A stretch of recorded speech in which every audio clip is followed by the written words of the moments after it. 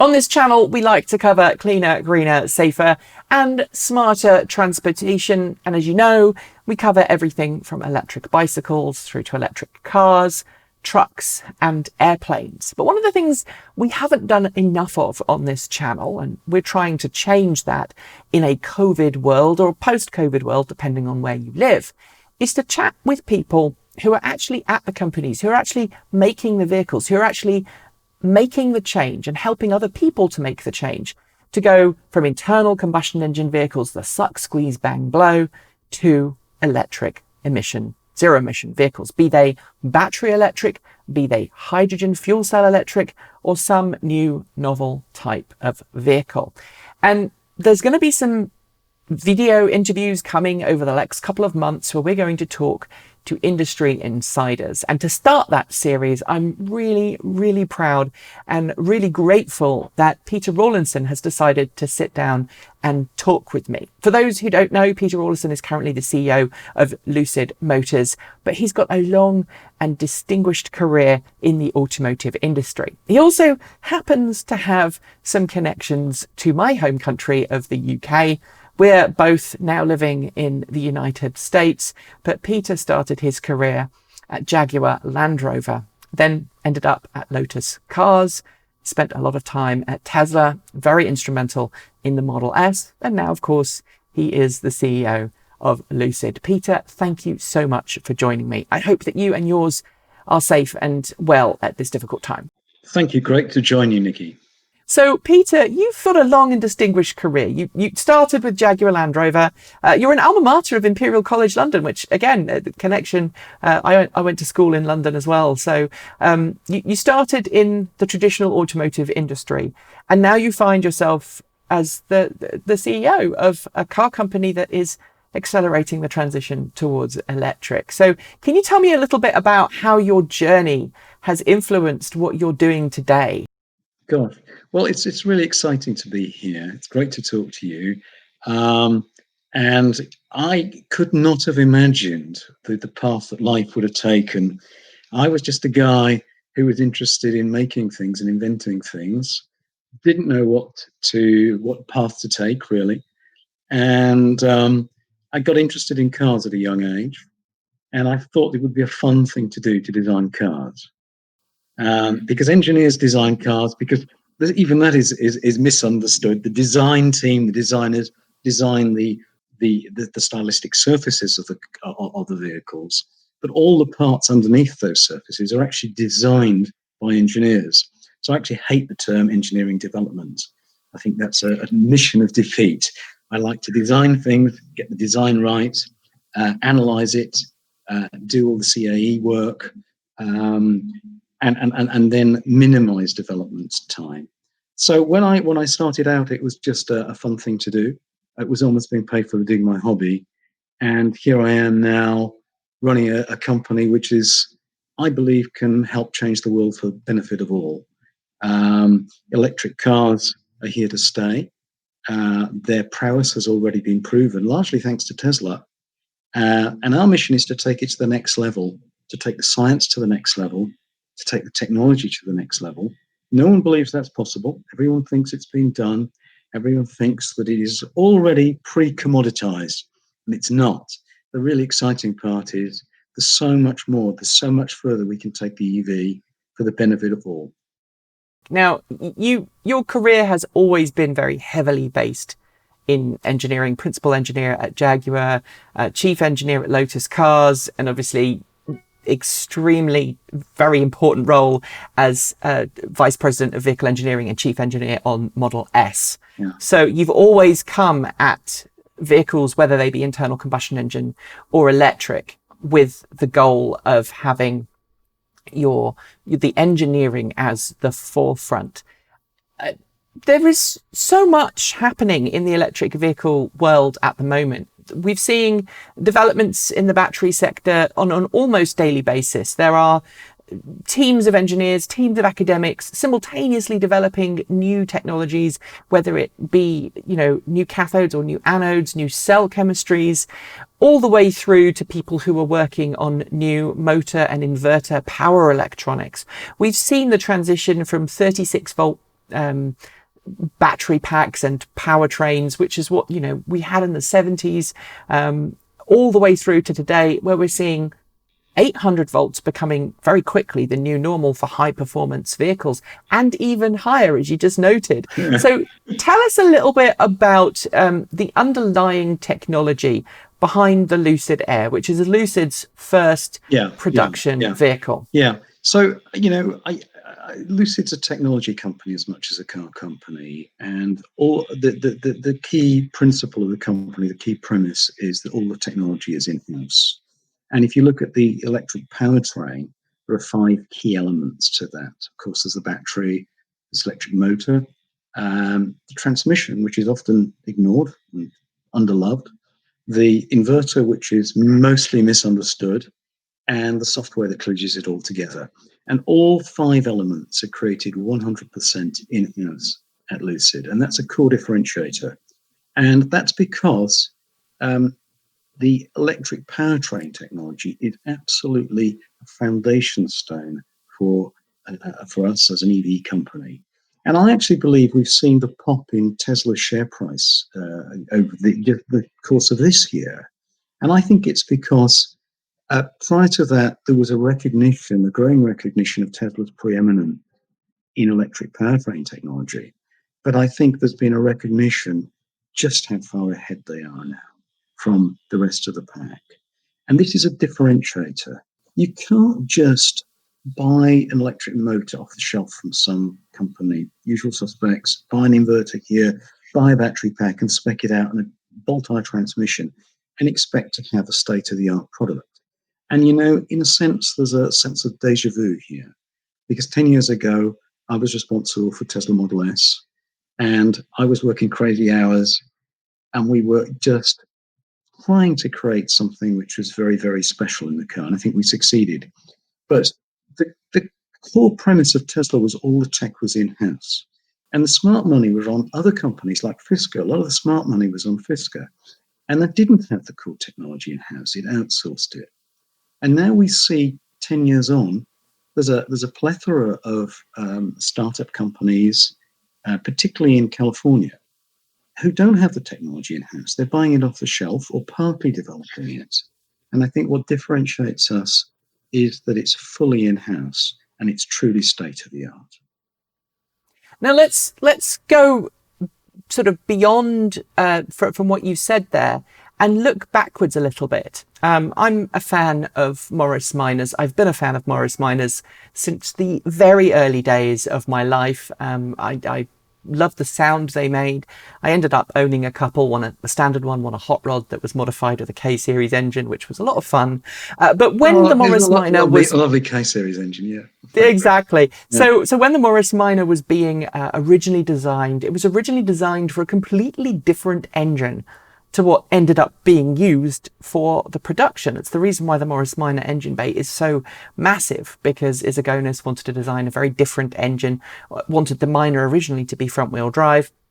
And Lord Nuffield said, no, you're going to use the engine that we've already got on the shelf. You're going to make that happen. And we've talked about this, obviously, in a way, in your last answer, in the way that traditional automakers are always looking for ways to utilize existing technology and utilize existing parts in new vehicles. It's one of the reasons why we have kind of this these shared parts between a lot of vehicles. And you can't do that as easily when you're completely starting afresh with a new drivetrain, a new way of getting power to the road. You mentioned the transmission, which is often overlooked in modern EVs. People say, well, electric vehicles don't have gearboxes. They don't have traditional gearboxes, but they still have the reduction gearboxes, the transmission. Exactly. So do you think it's possible for traditional automakers to actually start from a point of using what they already have? Or do you think they all have to just go back to first principles? I think first principle approach is fundamental. I think that there are a few obstacles, philosophical obstacles that a traditional OE needs to overcome. First of all, your typical traditional OE is not convinced there's a profit margin to be had in an electric car. So you have this hurdle at CEO, CFO level that they don't want to do it. And they might begrudgingly do it to meet emission standards. Whereas this is a complete myth, and we can touch on this later. Anyone who says that electric car is not profitable, they haven't done their sums right. Because electric car is more profitable than any gasoline car, and I know the numbers. And it suits Tesla perfectly to propagate this myth because it gives them more runway to race even further ahead. So electric cars are eminently profitable. And the more upmarket you make that electric car, the greater the profit margin. I have all the numbers. So let's dispel that myth. Then we have the implementation hurdle that a traditional OE might face. OEs are pretty good at development and iteration and fine-tuning and perfection. The next 3 Series BMW versus the last one. And typically the marketing department will say, well, we need an inch more leg room, we need a little bit more power, we need to reduce braking distance with a little bit more headroom. So it's an incremental methodology based upon previous experience. When I led Model S program, we took a completely different approach. It was a laws of physics ground up, a sort of fundamental philosophical view to create not just a new platform, but a new type of platform architecture that had never been conceived before. One which used the battery pack as a key element of the safety integrity of the vehicle. One which completed the passenger safety cell. So we had a safety cell for the people, but we had a safety cell for the cells. And this is a completely different paradigm. It's not a development of a previous platform architecture. It's a completely new architectural approach, and one in which the battery pack needs to be considered as very much part of the platform architecture. So then, which group would you give the battery pack within an existing car company? Who would be responsible? Which electrical systems? You give that to the electrical department? Well, no. A battery pack, here's another myth. It's a highly mechanical engineered system. The battery pack is 85% mechanical engineering and 15% electrical engineering, and quite a lot of software. The battery pack's primary functions now is an integral part of the platform architecture. So that belongs in the structural engineering team. It needs to contribute structurally, it needs to work thermally, and it needs to work package-wise. And the actual electrical wiring and architecture of that battery pack is fairly rudimentary. I'm a mechanical engineer. I learnt it quick. I'm a mechanical engineer who can learn that electric part quick. Others can do this too. So I think that's where a battery pack belongs now. It's in body structures groups. So we've got a whole bunch of philosophical, organizational, and reasons which stymie a traditional OE in this respect. And it's really interesting that you I just want to unpack what you've just said there, because because I know that someone watching this will say, oh, but batteries are really important. The cell chemistry is really important. Yes, it is. But all of the development work for cell chemistries, a lot of the mechanical, the electrochemical engineering that goes on happens before the vehicle. You're talking about how do you safely package however many hundred or however many thousand cylindrical cells or prismatic cells or pouch cells, whatever you're picking, into a structure that sits in the vehicle that allows that pack to be mechanically safe, to transfer impact energy, to absorb energy or divert energy as required, to keep the cells from exploding or puncturing or suffering catastrophic damage which could lead to thermal runaway. How do you keep that pack cool? By either mechanically providing heat through a heat plate or providing some kind of thermal transfer capability. And that is what you're talking about there, correct? Exactly. And this is very, very interesting. I'm glad you brought this up, because there are two distinct skill sets here. There's the discipline of creating a cell with the cell characteristics, which is vital. And that's largely due to the cell chemistry, but it's also due to the way the cell is internally engineered. And then there's also the discipline of battery pack engineering. And these are conveniently sort of morphed into two, but I see them as two separate skill sets, which equally important, which fuse together to create a state-of-the-art battery pack. And you may be aware that for the last 2 seasons, Lucid's battery has been powering all the cars in Formula E. We designed, developed, created that pack. We distribute it with our great UK distribution partner to the teams. But all 24 cars on the grid run a pack which is made here in Silicon Valley at Lucid's headquarters. And, that pack we developed for season 5. It's transformed the sport. No longer do we see the cars stopping half distance to because the battery power pack has run out. Our pack, the Lucid pack, which is branded Aotearoa under our technology wing moniker, lasts a full race distance because it's over double the energy capacity. But that breakthrough could have been achieved earlier because the cells we use, they're Murata cells, formerly Sony, they were commercially available a few years before. That breakthrough to double the energy capacity of that pack for Formula E, which has transformed the sport, is largely due to the pack integration engineering rather than the cell chemistry engineering. Right. And how that works in the real world is you'll have your cell chemists say to your mechanical engineers, look, this battery needs to dissipate this much heat in terms of an actual measurable amount. You cannot go above this limit. You need to be able to dissipate this amount of heat. It needs to be able to withstand X, Y, or Z in terms of impact force. And it's a collaboration. It's a collaborative effort within the company to build that. Totally is. Let's move forwards. You mentioned Aotearoa. Obviously, that was the name that some people may recognize as being effectively the precursor to Lucid.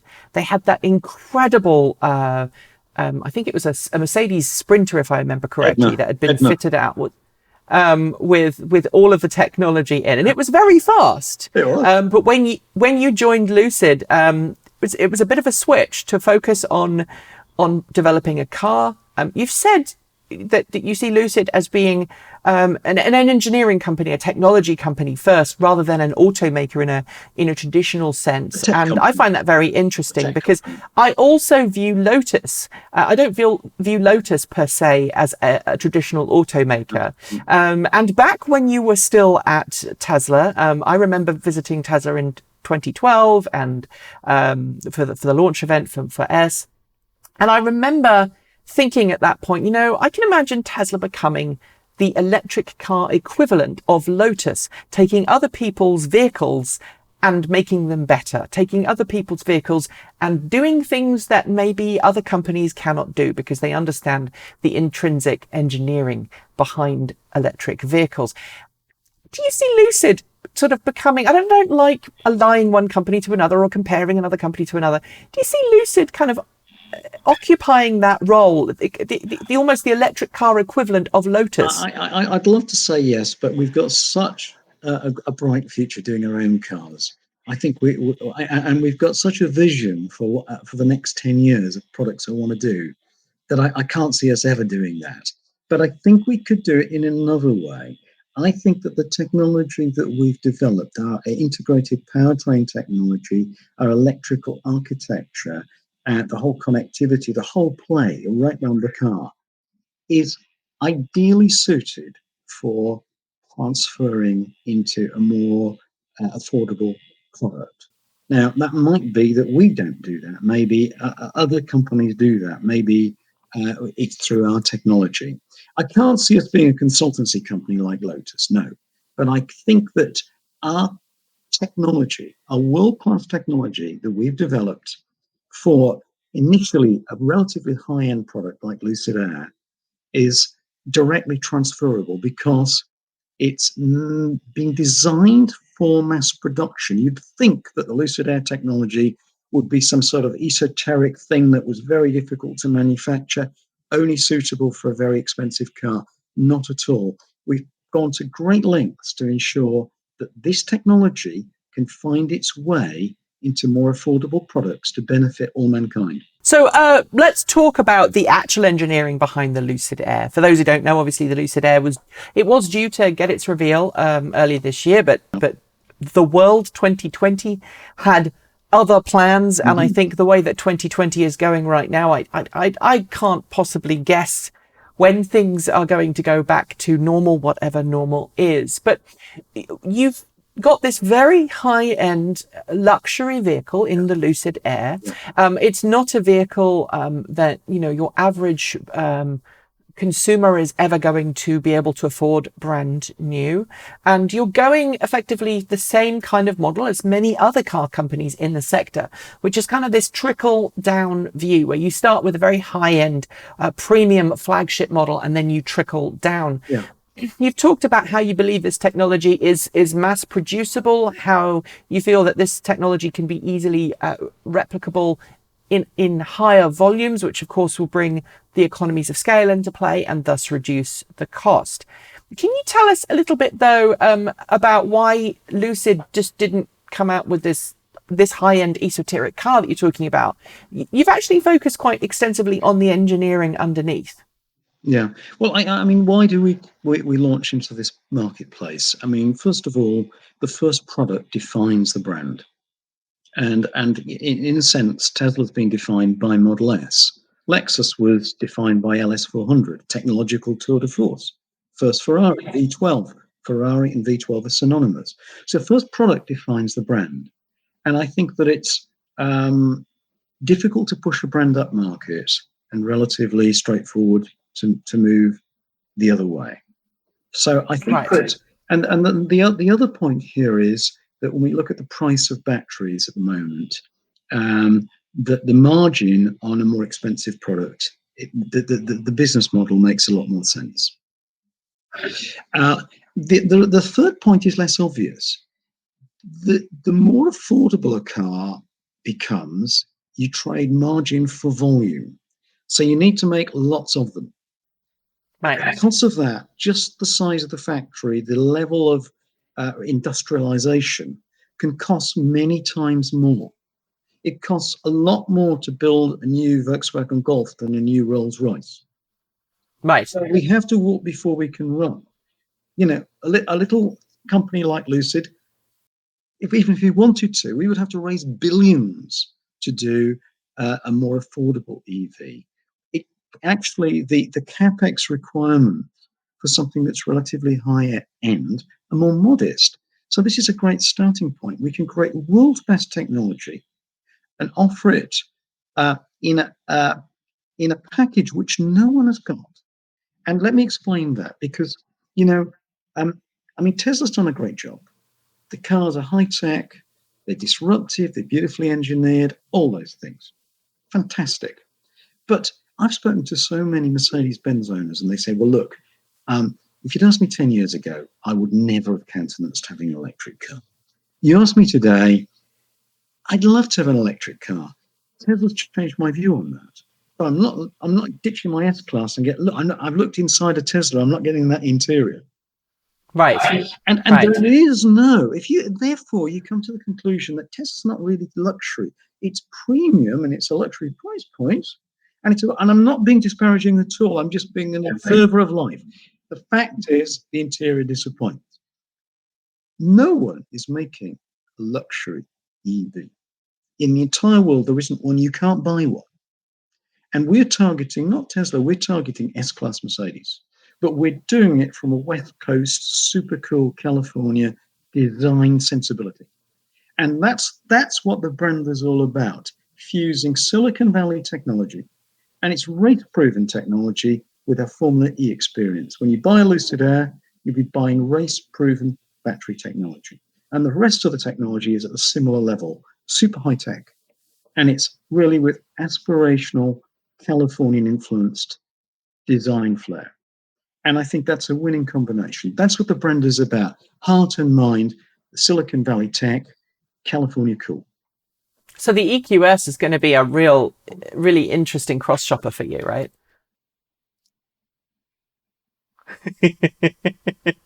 I'll take that silence as a yes. All right, let's talk about the technology at the heart of Lucid and some of the announcements that you've made recently. The one that grabs my attention, really, aside from the battery pack and obviously its role in Formula E, is the motor. Yeah. Now, there are many different types of motors, and we've made some videos before on the channel discussing how motors work. But Lucid has come up with a very clever, I don't want to call it a hybrid because it's not. You've come up with a very clever design for the motor, but it's really not the motor so much as the power electronics. Am I right? Can you tell us a little bit about the motor? It's the whole thing. You know, it's you've got to create a system where the whole is greater than the sum of the individual parts. And this is why we're doing everything in-house.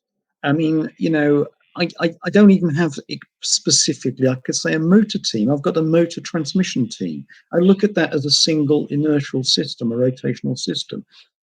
Other companies have a motor group and a transmission group, and they bolt them together. Our motor and transmission is totally integral. It's a holistic rotational entity. And we've taken that approach to the whole system because I'm really obsessive about achieving great efficiency. So we've got an architecture which is over 900 volts. We've got our in-house power electronic inverter, which we've developed with silicon carbide MOSFETs, which is truly state-of-the-art. For a road car, it's smaller and more compact than anything that's on a racing car that I've seen. And when we look at the entire motor, transmission, differential, and inverter system collectively, we're getting very close to 17 kilowatts per litre. And I don't know of anyone else who's even close to that. And we've benchmarked against all the usual suspects. But we've done it not with some crazy expensive esoteric engineering, through design elegance and pushing the processes. We've developed some revolutionary processes in our motor, which no one else has got. We're the first to put in production, which is really going to transform things. And as a consequence, we've got a very, very efficient system. Now, I've been, I unashamedly have said that I'm not interested in motor torque. Motor torque is irrelevant. I'd like to take this opportunity to reiterate that.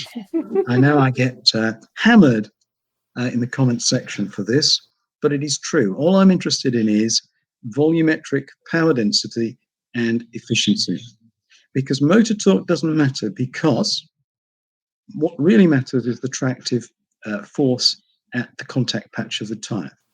And that is a function of motor torque, reduction ratio, and the radius of the wheel. So if you had, for example, a Dyson car with huge wheels, you need a bigger reduction ratio. But really, when we quote motor torque, it's almost irrelevant. Now, you have in the past talked about, I think 1,000 horsepower for the Lucid Air. Which is an insane amount of power. Yep. Obviously, getting that to the road, as you mentioned, is down to the tyres, it's down to the transmission as well. Yep. If you don't have a successful way of getting it to the ground, you're either going to break something or you're going to have a car that is completely undrivable. That's what's going to happen. Now, this motor that you've designed, it actually can behave like a synchronous motor, but it isn't. Is that correct? Well, no, I've been slightly misquoted. What I've actually said is, look, we've got a permanent magnet motor. We've not got an induction motor. When we built their Alpha cars, and we did 235 miles in one of our Alpha prototypes a few years ago, and that was a genuine Lucid Air, did genuine 235 miles an hour in testing. That was running induction motors, asynchronous induction motors. Now, we've developed in-house a PM motor, permanent magnet motor, because it's more efficient, because we're chasing efficiency. But we've also made a breakthrough in the Cogging torque, the resistance when you spin it, when you're not putting any power in it. So, because normally, if you've got two motors, a strategy can be, well, you'll have one PM motor, you'll have one induction motor, you can switch the induction motor off. You don't need to decouple it or declutch it because there's no cogging torque.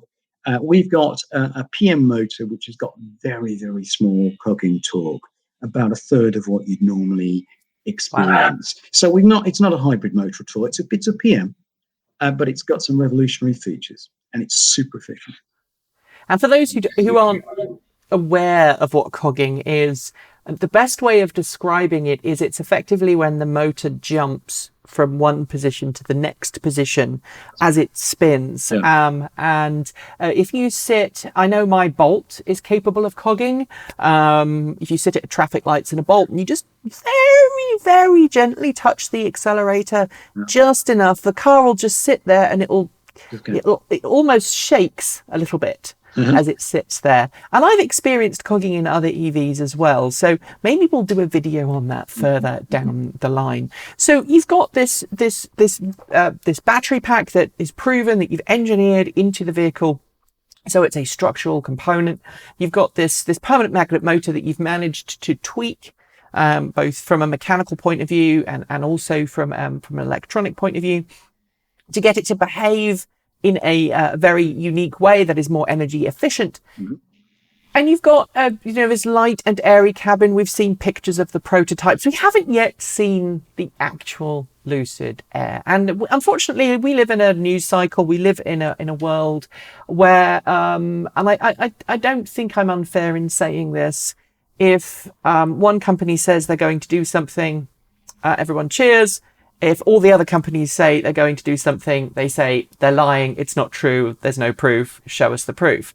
So I know people will be asking, Peter, when are we expected to see the Lucid Air revealed? I don't want to tie down a particular date, but we were going to give us an IBAR. We were going to take it to New York Auto Show on the 7th of April and reveal it there.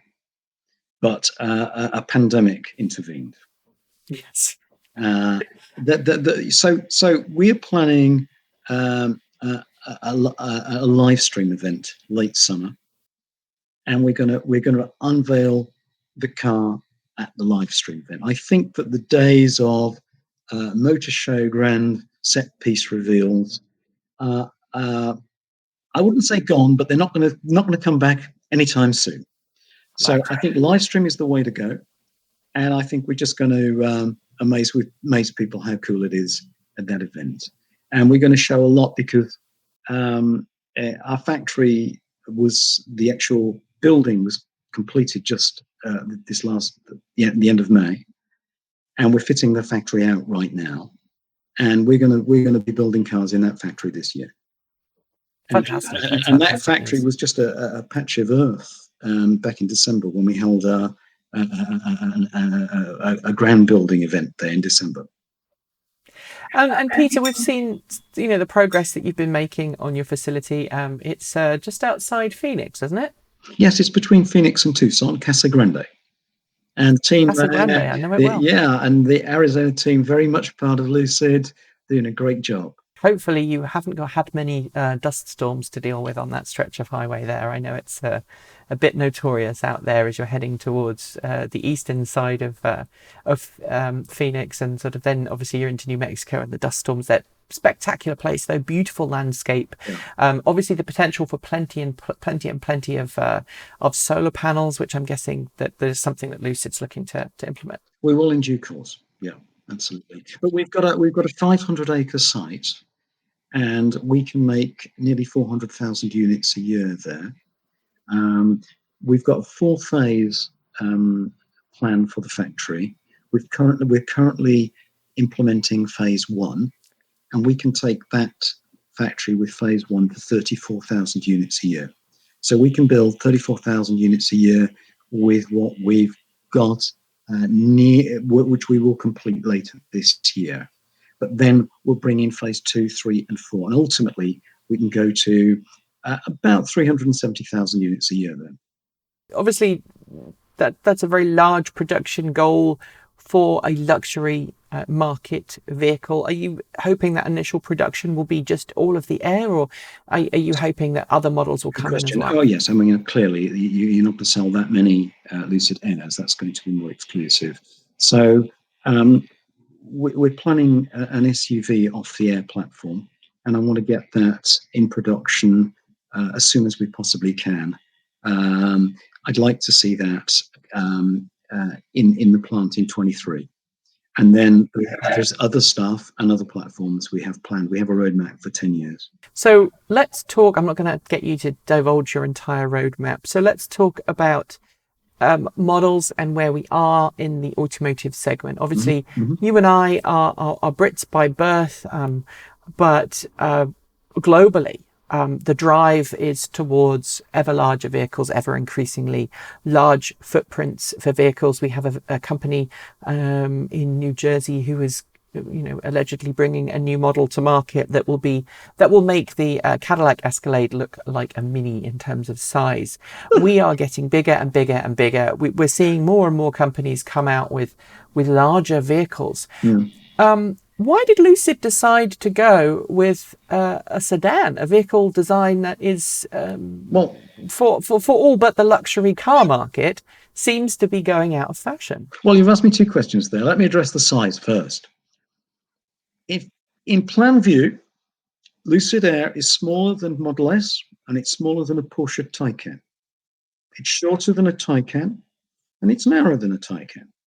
And yet, inside has got more interior space than a long wheelbase S-Class Mercedes. And we've achieved this, I call the space concept. And you're a Brit, so you will understand Doctor Who's TARDIS.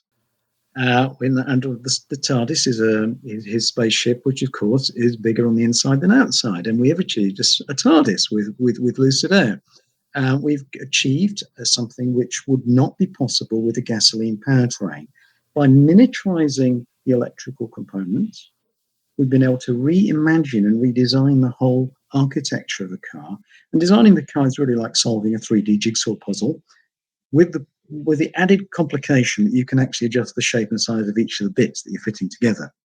So because we could have control of our own powertrain design, we were able to miniaturize it. And there's an old adage that to break the rules, first you have to master them. I think we mastered the electric powertrain. We've broken the rules of how we design the car. So we have a car which is much smaller on the outside and much bigger on the inside. And this is one of the beauties of electrification. You can have a larger car.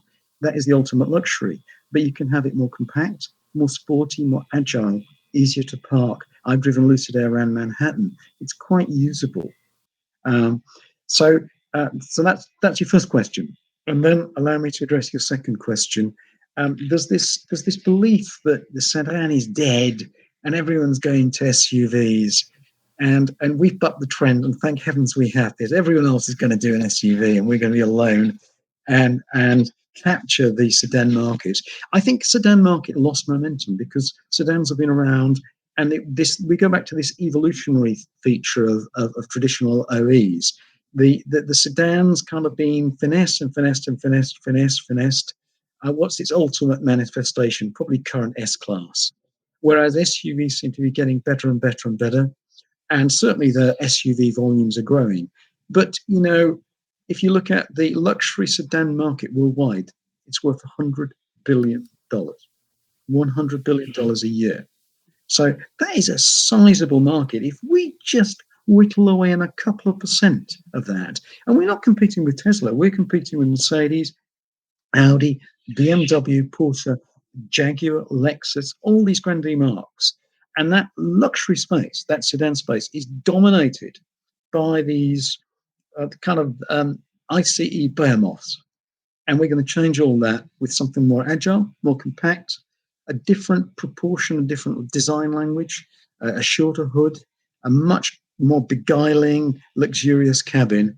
And yet it's not some barge, because a lot of these cars are not great to drive. They're not fun sports cars. I'm a Lotus guy at heart. I like the agility of a lightweight, agile car. And you can with electrification, you can have your cake and eat it too. And the great paradox is Tesla never actually did that with Model S. It was style before it was engineered. And it was designed very much in a conservative manner. I can understand the feeling of the time. There was justification for it, but it was designed in the studio very much as if it could be a gasoline car. Not so with Lucid Air. It's been designed from the inside out, hand in glove, between the interior package, between the miniaturization of the powertrain and the design language of the exterior. I cannot wait until somebody produces a hot hatch, and there are a couple of car companies coming to market now, a couple of cars coming to market now that I believe are worthy of the hot hatch. Yeah. My own Chevrolet Bolt EV is a car that I perceive as being a bit like the new hot hatch, but it's like the early days of the hot hatch. It's a little bit unruly at times, and it gives you all of the power when you want it. It doesn't nanny you. You know, you can wheel spin if you want. You can ask it to give you all of the power, and it will. And it sometimes does mean that sometimes it does weird things, like if you try and accelerate to overtake, it will torque steer, and it'll do other things.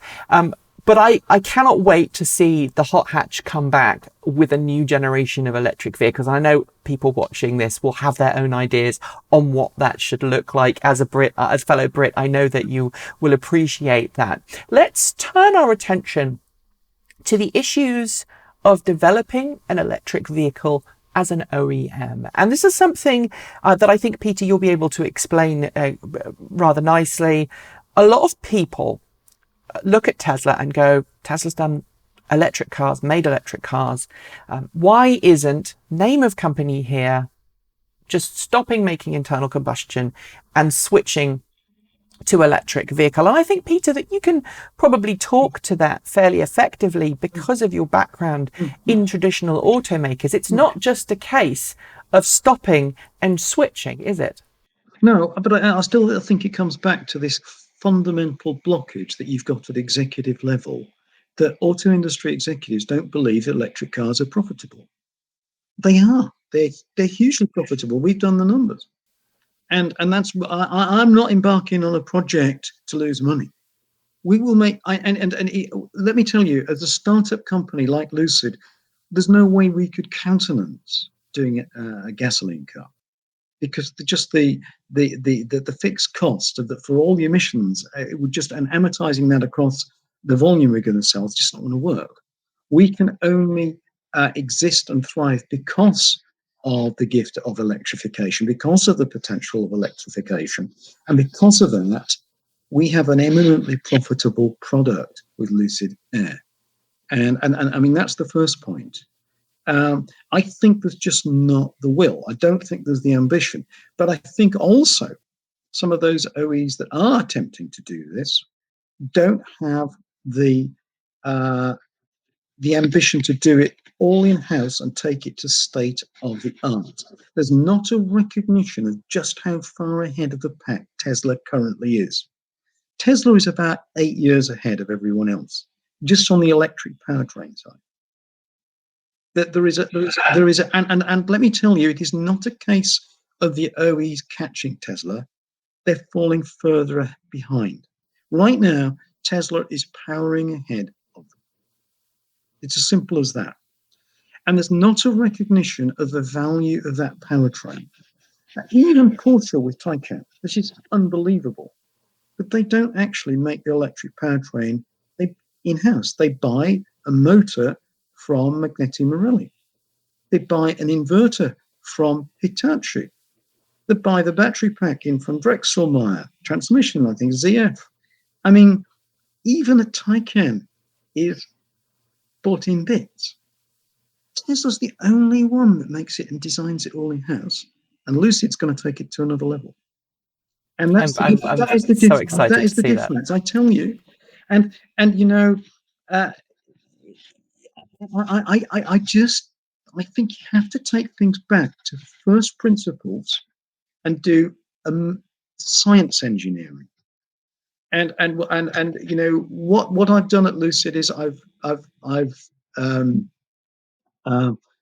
managed to convince brilliant people to come and join. A lot of my old Model S team have come across. A lot of the brain trust from Model S is at Lucid. And I'm surrounded by the most brilliant team of engineers and scientists. And all I can do is act as a catalyst. I'm kind of like the conductor of the orchestra. I've got brilliant musicians, and I can hardly play anything these days, but I hopefully can conduct and catalyze and hopefully inspire a little bit, and you know, empower those brilliant people with the state of the art computers. They can have anything they want. You know, in the SAS they can choose their weapons, and it's the same at Lucid. We're special forces. Everyone can choose what computer, what screen they want. They can have supercomputer power at their disposal, and I really get them to sit together and reach for the stars, but to do so in a pragmatic manner, and that's what we're about. And because ultimately we have to execute, and we're going to get Lucid Air out in production early next year. And you know, since we received our funding, I announced we had over $1 billion from the Public Investment Fund of Saudi Arabia in fall of 2018. We haven't actually slipped a day on our march to production before the pandemic. So that pandemic has set us back a little bit, but we're minimizing the impact of it. As a company, we've not put anyone on furlough. We've not given anyone a pay cut, except for me and a few poor executives, but we did that willingly. We've not laid anyone off. We've held the entire team together. We've taken great care of our people because the people make the company.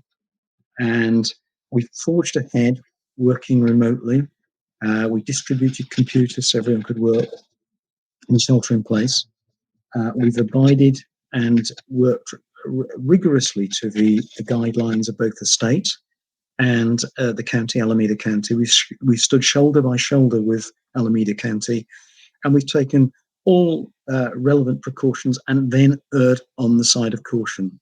And I think that our team recognizes that, and we will get rewarded by creating an even better car. Let's round things up a little bit. And this is a question I'm going to warn you is going to be a little tough. We've had lots of people obviously lose their jobs lately due to COVID. Yeah. We've got everything going on at the moment with the protests across America. Obviously, the whole state of America politically at the moment is in a very difficult position.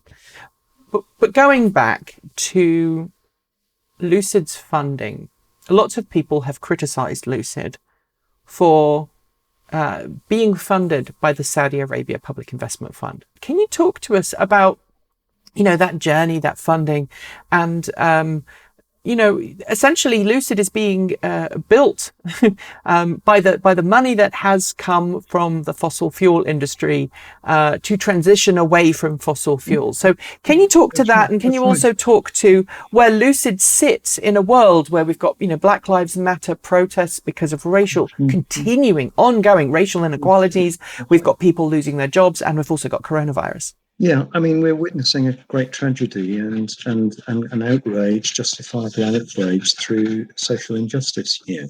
And we're very, very cognizant and empathetic to all that. But, you know, I'd like to think that what we're doing through our actions, not words, is improving the world, improving the planet. Because we can't go on, the world cannot go on burning fossil fuels the way it's doing. And we've got to do something about this. And what we're doing is not just creating a super luxury car, we're creating a technology revolution that can cascade down to more affordable products, which can change the way mankind mobilizes itself. And, you know, having a greener environment with fresher air benefits all. And, you know, fresh air does not discriminate between creed and colour. To push back on those people who criticised Lucid for taking money from PIF, do you have anything to say to that? I think that I'd like to believe Lucid is part of the solution, not the problem. I think that we can help the planet. We can we can do something inherently good. And I think we can actually do something good for Saudi Arabia. We can help their economy and their society through our technology, and doing something there in the kingdom using our technology would really be beneficial for them, both in terms of their diversity of economy, their dependence, weaning them off the dependence of fossil fuels, which is good for everyone, and for their society as well. And I see Lucid and what we're doing as part of the solution and as a force for good. So if I can paraphrase you, Peter, you're hoping that effectively the both the environmental and the social benefits of being a very open, forward-thinking company that supports all people Absolutely. Is something that will rub off also on Saudi Arabia. Absolutely. And if you look at our approach at Lucid as a company, the company is only as good as the brilliance of the people that it recruits. And we've recruited all creeds and all colours. And I invite you to come around our offices and you will see all nations, all creeds and all colours working harmoniously together at Lucid. There is no discrimination at our company. And again, I say our actions speak louder than words.